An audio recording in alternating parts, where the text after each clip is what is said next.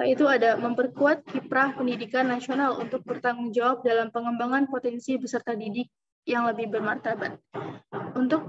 Dan yang ada juga peranan yang terakhir ada untuk menyaring budaya bangsa sendiri dan budaya bangsa lain yang tidak sesuai dengan nilai-nilai budaya kita dan karakter bangsa yang bermartabat.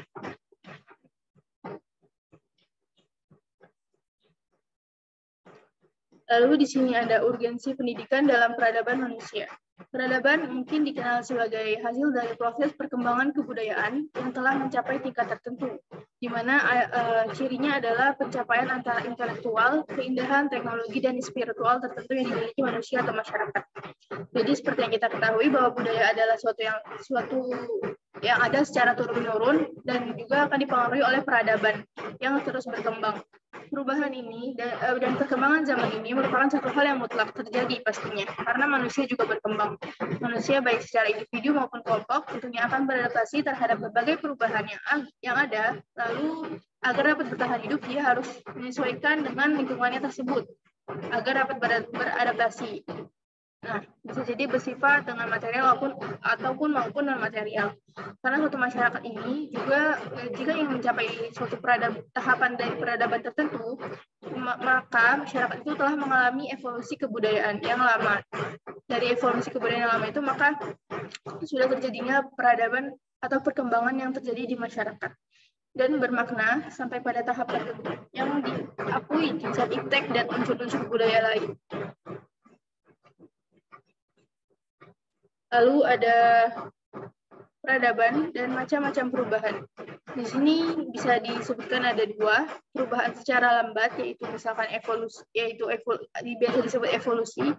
Perubahan terjadi dengan sendirinya karena usaha-usaha masyarakat untuk menyesuaikan diri dengan keperluan, keadaan, dan kondisi-kondisi baru yang timbul dengan pertumbuhan masyarakat tanpa suatu rencana atau suatu kehendak tertentu. Lalu ada perubahan secara cepat, yaitu revolusi. Ini bisa disebut dengan perubahan yang terjadi direncanakan oleh dahulu maupun tanpa rencana. Ada pendidikan dan respon terhadap perubahan peradaban. Di sini ada inovasi pendidikan. Inovasi pendidikan di sini dijelaskan bahwa ialah usaha untuk mengadakan perubahan dengan tujuan yang memperoleh nantinya ke suatu hal yang lebih baik gitu, baik dalam hal pendidikan, terutama dalam hal pendidikan, di mana mencakup hal-hal berhubungan dengan komponen sistem pendidikan tentunya. Nah, di sini ada komponen tiga yang mencakup komponen dasar, yaitu ada discovery, yaitu ada penemuan sesuatu yang sebenarnya benda atau hal yang ditemukan itu sudah ada, tetapi belum diketahui orang gitu ya. Terus yang kedua ada invertation atau penemuan sesuatu yang benar-benar terbaru gitu, sebelumnya belum pernah ada. Yang ketiga ada innovation yaitu kejadian, barang, atau suatu ide, yang metode juga yang dirasakan atau diamati gitu sebagai satu hal yang baru bagi seseorang atau sekelompok orang atau masyarakat. Terima kasih, dikembalikan kepada moderator.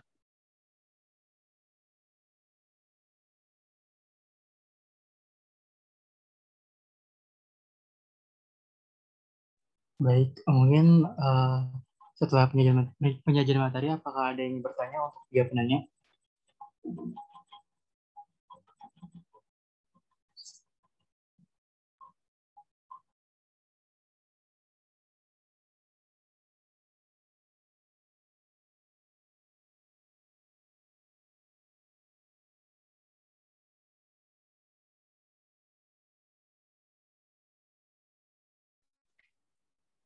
Izin bertanya. Iya, silakan. Tadi kan di PPT-nya ada tujuan pendidikan nasional yang termaktub dalam Undang-Undang Dasar Republik Indonesia 1945, pasal 31 ayat 3, pasal 31 ayat 5. Boleh disebutin nggak itu isinya apa? Oke, baik. Selanjutnya ada kayak ini bertanya untuk pertanyaan kedua.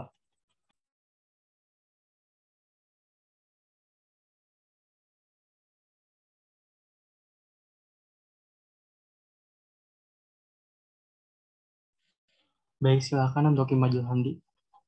Iya, baik. Terima kasih atas kesempatannya. Izin bertanya, bagaimana caranya kita menerapkan pendidikan karakter di tengah-tengah perkembangan zaman saat ini, khususnya di 2 tahun kemarin, contohnya pembelajaran kan dilakukan secara daring ya. Bagaimana pendidikan karakter ini dapat terlaksana dengan baik? Kemudian ada satu lagi, tadi kan dijelaskan ada 4 faktor hubungan pendidikan dan pengembangan budaya ya. Nah, jadi kalau misalkan berkaca dari 2 tahun kemarin kan pendidikan karakter di dunia sekolah yang daring itu kan lumayan sulit ya. Nah, lalu apakah kan ini berarti ya dari 4 faktor ini faktor sekolah tuh hilang tuh dalam pembentukan karakternya. Nah, apakah pendidikan karakter ini dapat terlaksana dengan baik? Kalau tidak, lalu bagaimana caranya? Apakah dapat dipahami?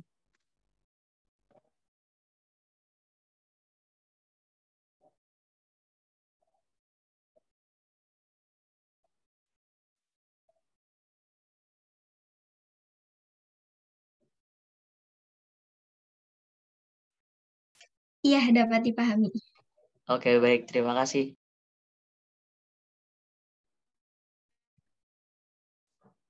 Baik, kepada Mungkin karena moderatornya lagi ada. Izin saya ya, kan tadi dijelasin tentang tujuan pendidikan dan segala macamnya gitu. Terus izin saya, apakah tujuan dari pengembangan karakter ini, terus penanaman moral, apa hanya bisa dilakukan untuk siswa yang ada di sekolah formal gitu? Bagaimana dengan anak yang kalau nggak dapet sekolah formal gitu? Baik, terima kasih.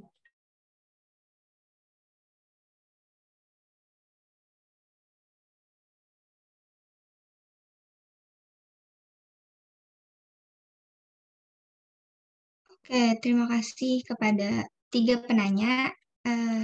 Untuk pertanyaannya kami tampung dahulu. Untuk Ustazah izin berdiskusi ya, Ustazah.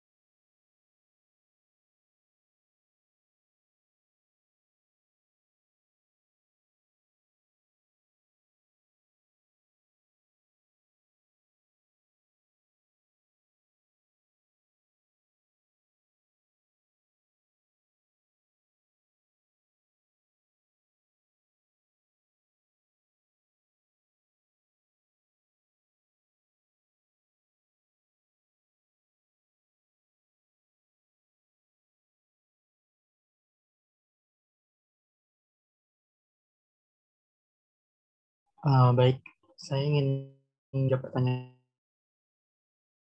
dari nasional yang termaktub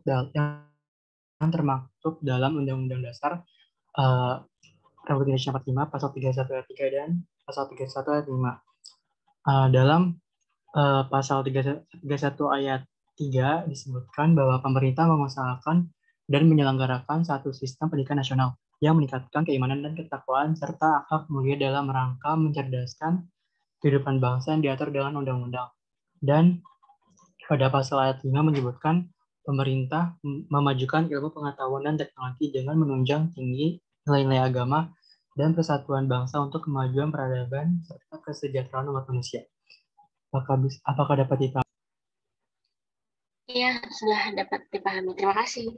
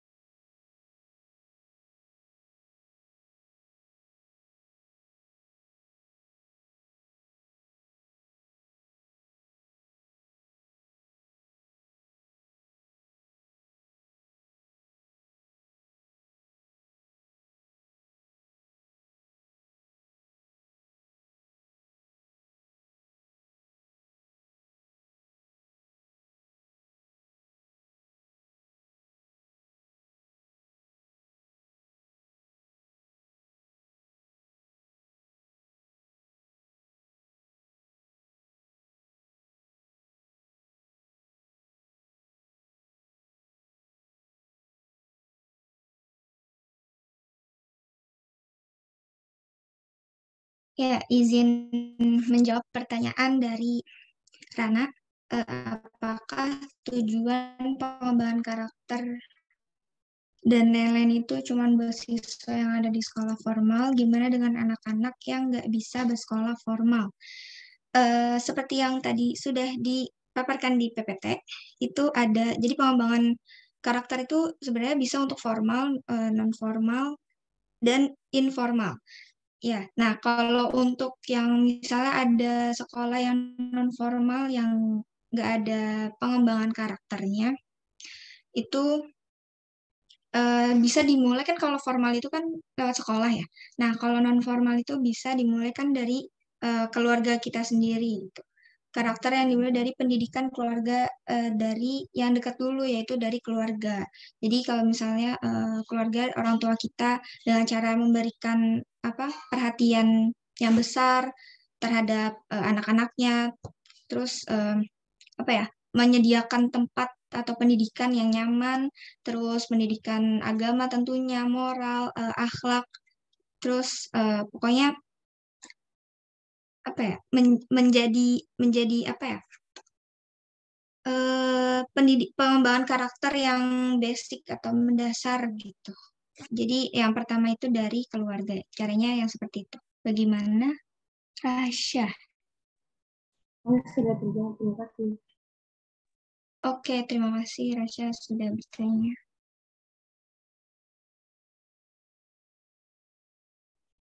Oke, izin menjawab pertanyaan dari Imadil Hamdi. Yang pertama ada mungkin pertanyaan yang ini dulu ya. Dari keempat faktor tadi yang sudah disebutkan ada diri sendiri, keluarga, sekolah, dan lingkungan. Hubungan antara pendidikan dan budaya. Apakah jika salah satu di antara yang tidak terpenuhi, maka apa tidak terlaksana dengan baik? Kalau tidak, bagaimana caranya agar dapat terlaksana dengan baik? Dari keempat tadi itu tentunya kita harus mulai dari diri sendiri dulu terlebih dahulu. Kalau dari keempat faktor yang tadi itu sebenarnya itu pada dasarnya untuk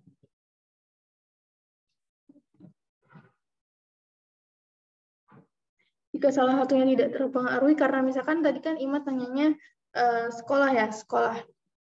Karena kita sudah mengalami masa pandemi gitu. Sebenarnya kalau menurut kita, sekolah itu kan karena waktu itu ada masa pandemi, jadi makanya akan dibagi nih, ada yang offline dan online. Kalau misalkan dari kemarin nih sebelum ada pandemi itu kan benar-benar offline. Jadi sebenarnya walaupun kita emang sekolah di rumah, itu kan juga disebut dengan sekolah gitu. Jadi walaupun kita mengalami masa pandemi dari beberapa tahun sebelumnya, kita tetap mengalami 4 faktor tersebut gitu, mulai dari diri sendiri, Lalu ada keluarga tentunya, karena kita dari kecil bersama keluarga. Lalu ada sekolah. Sekolah itu kan sebenarnya dulu kita memang tidak online ya kan, kita offline. Nah, tapi sekarang karena kita mengalami pandemi, jadi kita tetap sekolah, cuman bedanya di rumah. Tapi itu tetap terlaksana dengan adanya buktinya pengawasan dari para guru atau dosen. Terus yang terakhir ada lingkungan dan masyarakat. Kalau misalkan bagaimana jika tidak terlaksana dengan baik, dan menurut kami jika tidak terlaksana dengan baik, mungkin dari salah satu 4 faktor yang tadi, baik diri sendiri, keluarga, sekolah, atau lingkungan masyarakat, pasti itu kita mengalami sebuah kendala atau hambatan baik dari diri sendiri. Misalkan jika kita mengalami hambatan dari diri sendiri, itu misalkan ketika kita malas untuk melakukan suatu pembelajaran, itu kan berarti mempengaruhi pembelajaran yang kita ikuti, ya kan? Terus dari keluarga, dari sekolah, dari lingkungan masyarakat, kayak gitu, itu ada hambatan-hambatan yang sudah kita lewati gitu. Tapi yang jelas empat tersebut itu pasti kita alami gitu dalam proses pendidikan dan kebudayaan, dalam proses hubungan pendidikan dan budaya ini. Nah, kalau tidak terlaksana dengan baik, maka kita berusaha mencari apa yang kurang dari misalkan dari diri sendiri, dari keluarga, dari sekolah atau lingkungan masyarakat. Bisa kayak gitu. Dan hambatan itu mungkin susah atau sulit untuk kita hindari karena memang pasti kita alami. Cuman untuk mengantisipasinya dari terkait struggle yang kita hadapi itu, ya, misalkan dari proses yang nantinya akan mempengaruhi proses pembelajaran, maka kita berusaha untuk memaksimalkan salah satu dari keempat itu. Misalkan kita memaksimalkan dari diri kita sendiri, maka kita akan punya semangat sendiri, atau mungkin kita berniat pembelajaran ini untuk karena keluarga kita yang sudah mendidik kita, maka kita tulus belajar untuk keluarga kita. Jadi kan kita membangun motivasi dari 4 hal tersebut, atau dari sekolah, misalkan dari sekolah, dari guru-gurunya yang dari guru atau dosen yang mengajarnya kita suka gitu, atau dari lingkungan masyarakat yang mungkin dari lingkungan masyarakat kita sudah bisa melihat bahwa kita sepatutnya bersyukur bahwa kita sampai saat ini diberikan kesempatan untuk belajar, misalkan seperti itu. Jadi kalau misalkan tidak terlaksana dengan baik, intinya kita harus memaksimalkan salah satu dari keempat tersebut gitu, melihat hal positif dari keempat tersebut gitu, walaupun memang ada hambatannya. Apa dapat dipahami, Hamdi? Ya, sudah sangat jelas sekali untuk pertanyaan yang ini. Terima kasih. Oke, sama-sama. Terus bagaimana cara menerapkan pendidikan karakter yang baik di tengah perkembangan zaman? Di tengah perkembangan zaman ini, mungkin yang dimaksud zamannya itu mungkin banyaknya budaya yang masuk ke kita, terutama Indonesia, yang mungkin bertolak belakang gitu. Bertolak belakang karena mungkin balik lagi ya, Indonesia adalah negara yang mempunyai banyak agama gitu. Jadi kalau dilihat dari kita sebagai orang Islam, sangat banyak sekali yang bertentangan dengan hukum Islam gitu. Tapi kalau balik lagi melihat dengan secara seluruhnya Indonesia, mungkin bagi orang yang non-Islam itu tidak masalah gitu. Tapi dia kan hidup di Indonesia, dan Indonesia itu punya aturannya sendiri. Misalkan seperti harus nikah terlebih dahulu. Kalau di luar kan tidak ya. Kalau di luar kan bebas gitu. Nah, walaupun balik lagi itu ada kaitannya dengan unsur agama gitu. Ada unsur agama Islam. Ya, bagi orang yang non-Islam yang tinggal di Indonesia pun dia tetap mematuhi itu karena itu aturan Indonesia. Ya, aturan dari budaya Indonesia gitu. Nah, di tengah perkembangan zaman ini mungkin ada beberapa penyimpangan-penyimpangan yang terjadi seperti itu. Karena dari tujuan dari pendidikan ini sendiri adalah untuk mencegah dari hal-hal tersebut gitu. Misalkan ada pergaulan bebas, maraknya angka kekerasan pada anak remaja, terus ada kejahatan terhadap teman, ada pencurian juga atau penculikan yang lagi marak. Seperti itu.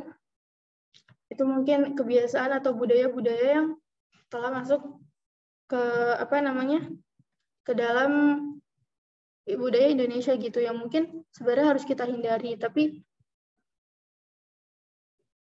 mungkin kita kadang ada sedikit godaan gitu untuk melakukan hal tersebut. Nah, maka dari itu untuk menerapkan pendidikan yang di tengah zaman yang misalkan seperti ini, kita harus berlandaskan gitu pada yang pertama menurut kita ya agama gitu kan, karena pasti setiap orang jika mempunyai pegangan yang kuat, maka mereka akan memiliki rasa takut gitu untuk tidak akan melakukan hal-hal yang menyimpang dari hal tersebut. Kayak gitu, baik dalam hal budaya gitu. Jadi mereka bisa berpikir bahwa hal tersebut tidak boleh dilakukan gitu. Baik di Indonesia ataupun dimanapun gitu. Nah,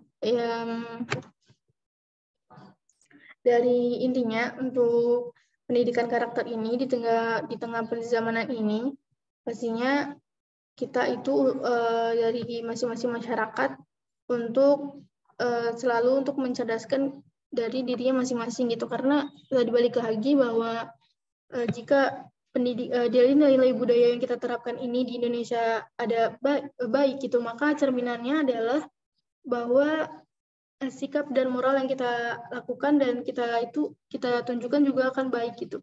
Jadi kalau misalkan kita nerapin nilai budaya ini kita baik itu di dalam Indonesia ini, maka pendidikannya juga ikut akan baik gitu. Gimana Hamdi? Dia masih ngerti.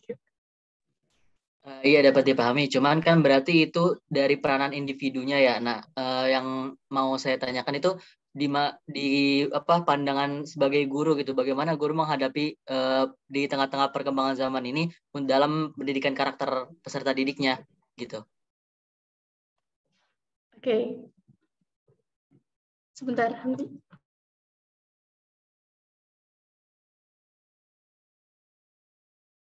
Yang lainnya boleh berpendapat ya, diskusi saja, jangan gitu ya. Yang lainnya ada kan ini, banyak yang off cam.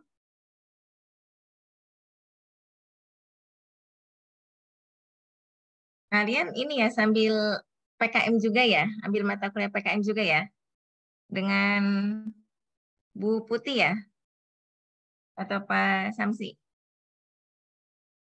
Iya, Ustazah. Berarti cocok ini pembahasannya ya, sebagai penguatan juga untuk PKM-nya. Ya, silakan didiskusikan teman-teman, karena tadi pertanyaan Hamdi itu tentang bagaimana peran guru gitu ya. Nah, ini kan nanti kalian juga akan ke sekolah nih. Silakan.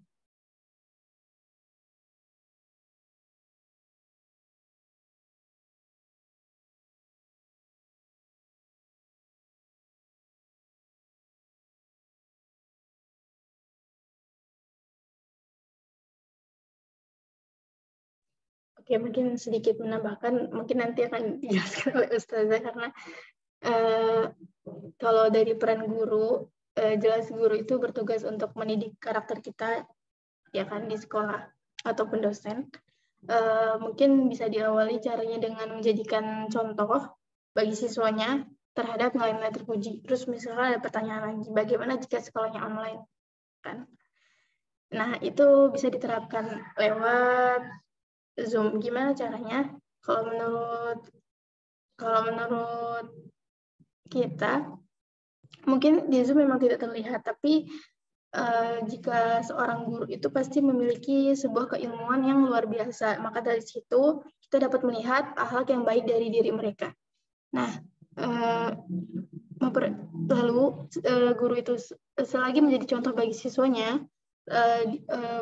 dia juga berusaha untuk memperbaiki perilaku yang buruk menjadi benar, lalu menjelaskan apa yang harus dan tidak harus dilakukan. Mungkin bisa kalau misalkan guru-guru anak kelas 1 SD itu kan pasti dia beda ya cara pengajarannya dengan misalkan dosen gitu. Karena kalau dosen kita sudah menghadapi mahasiswa yang sudah tahu gitu mana yang baik dan benar. Nah, jika misalkan dia guru 1 SD, maka guru itu pasti selalu untuk menjelaskan gitu kepada anak-anak muridnya apa yang harus anak muridnya lakukan gitu, dan apa yang tidak harus dilakukan. Seperti itu mungkin, Hamdi. Ya, terima kasih Mudrika atas jawabannya. Sudah terjawab, cukup. Terima kasih, Hamdi.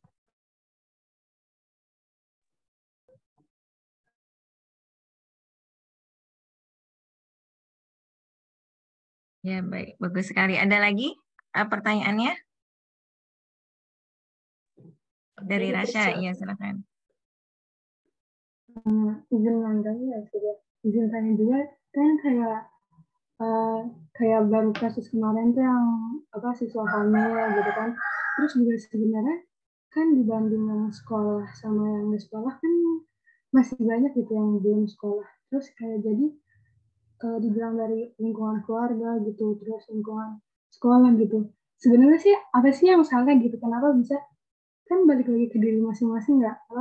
Untuk dia memilih melakukan dalam tanda kutip itu, berarti kan itu dia udah melanggar norma agama gitu kan. Terus juga berarti dia nggak punya rasa takut gitu sampai akhirnya dia bisa hamil gitu. Di samping itu juga dari sisi guru gitu kan, ada kasus yang kayak guru melakukan kekerasan gitu sama anaknya. Jadi sebenarnya juga kayaknya nggak guru nggak siswa juga ada masalahnya gitu. Kenapa bisa gitu ya, kayak moral dari diri kita kayaknya banyak yang nggak benar atau bagaimana sudah masuknya sudah. Ya, baik. Ini pagi-pagi tapi pembahasannya berat banget ya. Nah, kalau mau pembahasan mengenai pendidikan ya, dan permasalahan-permasalahan yang kita temukan yang mungkin dibaca di berita atau mungkin ada di dekat kita, itu juga akhirnya menguras pemikiran ya. Tadi Rasya bertanya kalau ada yang sampai begitu itu apa yang salah gitu ya. Apa yang salah menurut kalian? Susah pertanyaannya kalau ditanya apa yang salah. Ya, nah tadi tuh yang bisa kita tekankan tuh dari Rasya adalah tidak punya rasa takut ya.